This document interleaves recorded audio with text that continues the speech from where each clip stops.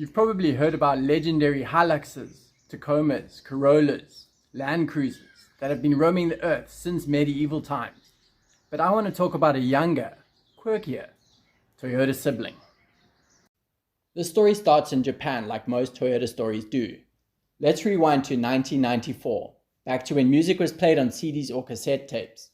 Toyota Shoichiro was chairman of the Toyota Motor Corporation, and the legendary Celica GT4 was dominating the World Rally Championship.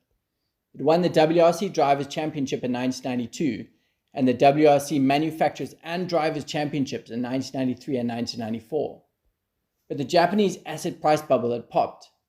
Real estate and stock market prices were falling, and the economy was stagnating. It was not all sunshine and rainbows at Toyota either. The number of cars rolling off the line at Toyota City's Motomachi plant had halved, and they were in need of a new vehicle model to boost production. Something with global appeal that was versatile, reliable, economical, yet adventurous. Toyota then produced something new using trusted parts from the Corolla, Camry, and Celica GT4. Enter the Rav4. Everyone likes a good acronym, and this one stands for Recreational Active Vehicle with Four-Wheel Drive. And a few decades later, I decided to get one.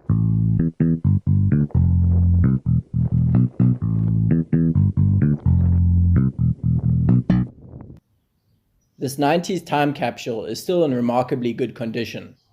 Built in Japan, in Toyota City, almost 30 years ago.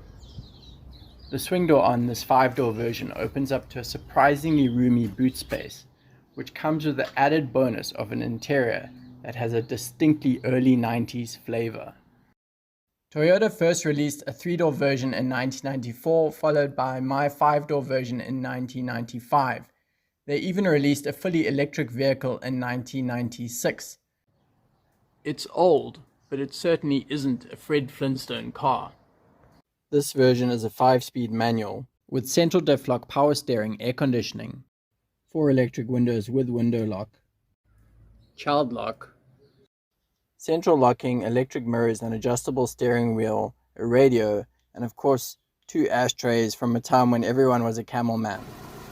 Importantly, it has the original engine and transmission, and the engine is the robust 1991 modification of the 2-liter 16-valve 3SFE. In a nutshell, this is a champion Japanese SUV, and I've joined the High Mileage Club. Not to be confused with the Mile High Club, but I'm going to post updates on maintenance and upgrades to this 1995 Rav4 and breathe new life into it. I've already added 17,000 kilometers to the odometer, and it's getting close to 500,000. Here's to many more.